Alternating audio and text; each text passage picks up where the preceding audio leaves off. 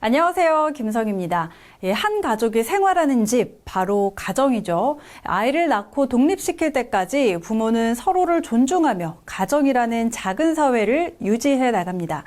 집마다 다양한 기능과 지향점이 있지만 가정의 목표는 가족 구성원의 행복일 겁니다. 여기 가족이라는 이름 뒤에 숨어서 차마 해서는 안 될 일을 하는 일이 있습니다. 가정폭력. 이 시간에는 부모 간, 가족 간 발생하는 가정폭력으로 인한 아동학대로 피해를 입게 되는 아동에 대해 이야기해 보겠습니다. 네, 오늘 이 시간 서정희 전문가님과 함께합니다. 안녕하세요. 안녕하세요. 네, 좋은 말씀 부탁드립니다. 네. 가정폭력은 가족 구성원 사이에서 통제하고 조정하려고 하는 신체적, 경제적, 정서적, 성적인 모든 행위를 말합니다. 형태로 보면은 부부간 폭력, 자녀 폭력, 부모 폭력 등이 있는데요. 특히 가정폭력이 있는 곳에는 아동학대가 동반되는 경우가 많습니다. 그래서 일반적으로 우리가 가정 내 아동학대라고 하면은 직접적으로 당하는 신체적인 폭력만 생각하기 쉬운데요. 사실은 여러 가지 성적인, 경제, 정서적인 이런 폭력들이 더욱 중요합니다. 그래서 여기서 놓치기 쉬운 것이 간접적인 학대인 정서적인 아동학대 부분입니다. 즉 부부간에 폭력이 빈번하게 발생한다면 아동은 이 폭력 상황을 목격하는 것만으로도 이미 큰 정서적 폭력을 당하고 있다는 것입니다. 이때 받게 되는 아동의 심리적 상처나 피해는 생애 전반에 걸쳐 트라우마와 후유증을 가져오기도 하는 심각한 문제입니다. 또 지속적인 아동학대는 학습이 될 수 있어서 치유하지 않으면 또 다른 사회적 폭력으로 확대될 위험도 있습니다. 네. 그렇다면 이 아동학대와 관련해서 가정폭력 상담 시에 종사자들의 역할로는 어떤 것들이 있을까요? 첫째, 가정폭력 상담소에서 폭력 피해 상담을 할 때 필히 아동학대에 대한 부분을 면밀히 살펴보고 조기 발견으로 적절한 지원을 해서 피해를 최소화하고 재발을 방지할 수 있도록 해야 합니다. 둘째, 부모와 자녀의 상담을 통해서 부모에게는 자신의 행동이 아동학대임을 인식하고 고치려는 노력과 함께 올바른 자녀 방법, 양육 방법에 대해서 알게 하도록 하고요. 아동은 트라우마가 되지 않도록 심리 정서적인 치유를 할 수 있도록 하여야 합니다. 네.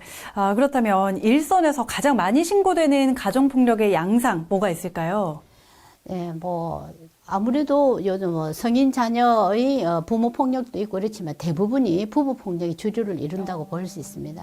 특히 지금 최근 2년간 이 코로나 상황으로 인해서 재택근무를 한다든지 아이들은 학교를 가지 않고 또 재택근무나 이런 것으로 인해서 경제적인 상황이 악화되고 그러면서 한 공간에서 머물다 보니까 거기서 갈등이 일어나게 되죠. 또 긴 시간 집안에 거주하다 보니 TV나 SNS 등을 보는 시간이 길어지고 거기서 잘 연출되어져 있는 가정들의 모습을 보면서 상대적인 박탈감과 함께 원망과 분노의 모습을 보이게 됩니다. 이러한 것들이 부부싸움으로 또는 부부폭력으로 일어나게 되고 그러한 광경들을 자녀들이 목격하게 되고 이러한 악순환이 일어나고 있다고 봐집니다. 네, 아무래도 이 배우자에 의한 가정폭력이 가장 많이 신고가 되고 있는 거군요. 네, 그렇죠.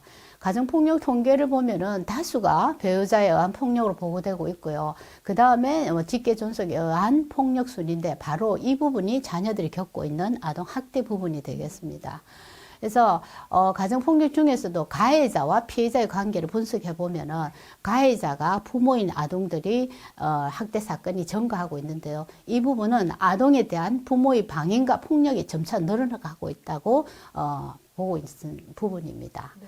그래서 가정폭력 상담 시에 피해자들은 대부분 자신들의 문제로 어려움과 혼란을 겪기 때문에 정작 자신들의 자녀에 대한 학대가 동시에 이루어지고 있다는 부분을 잘 인지하지 못하고 있습니다.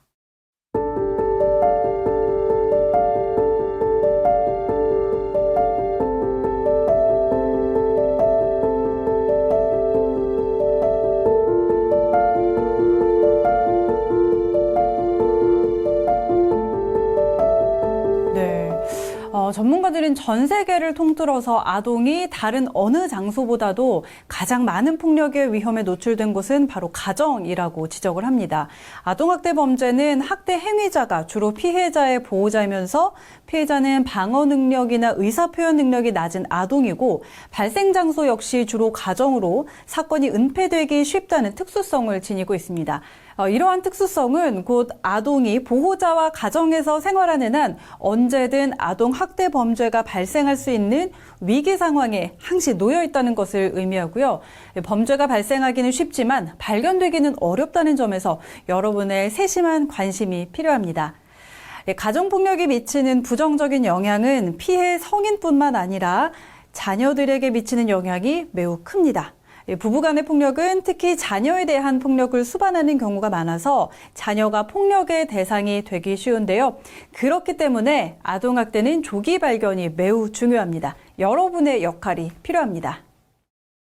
아동학대를 경험하는 아동들은 이 가정폭력에 노출되어 있다 보니 이 아이들은 늘 두려워하고 불안하고 또 언제 폭력 사건이 일어날지 내가 당하게 될지를 몰라서 전전긍긍하게 됩니다. 그래서 이렇게 가정폭력을 목격하는 아이들에게는 긴 후유증인 트라우마가 남게 되는데요. 아동학대는 이 학대의 결과가 즉시 나타나지 않고 성장 과정과 생애 전반을 통해서 부정적인 영향을 끼치게 된다. 라고 볼 수 있습니다. 그래서 이 학대의 정도나 또는 그 기간에 따라서 이 아동들에게 치명적인 상처가 될 수가 있습니다. 그 특징으로는요, 개인마다 조금 다른 영향이 있을 수 있겠습니다만은 공통적으로 보면은 정서적으로 불안하고 강박 증세나 우울 증세가 있습니다. 그 다음, 자존감이 낮고 낮은 신뢰감으로 해서 비정상적인 애착 태도를 보여서 타인과의 대인관계 형성을 어려움을 겪기도 하고요. 그다음에 집중력 장애라든지 이런 문제로 학교 부적응의 문제도 나타나기도 합니다.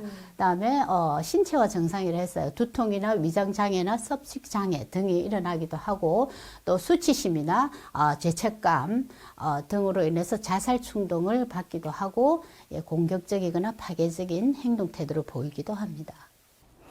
사실 가정이라는 울타리 안을 타인이 들여다보는 건 어려운 게 현실인데 그래도 외출을 하거나 집 밖에서 활동을 해야 할 일이 있을 때가 있죠. 제3자가 눈여겨봐야 할 부분이 있을까요?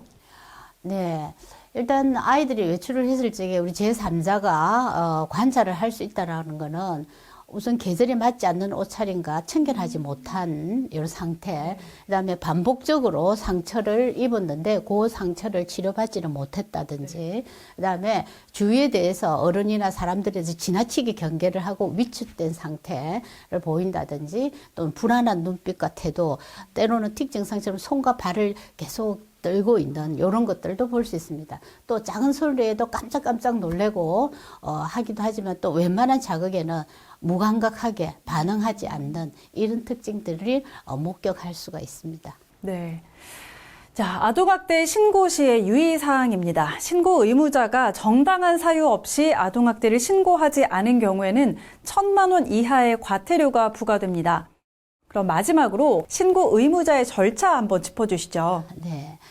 학대 의심 징후가 만약에 발견이 된다면은 우선 아동학대 징후 리스트를 활용하여서 체크를 해봅니다. 네. 그리고 응급 상황인 경우에는 우선 아동의 안전과 신변을 확보하기 위해서 병원에 데리고 가서 진료를 받게 하고 그 다음에 아동학대 신고 112로 하시면 됩니다.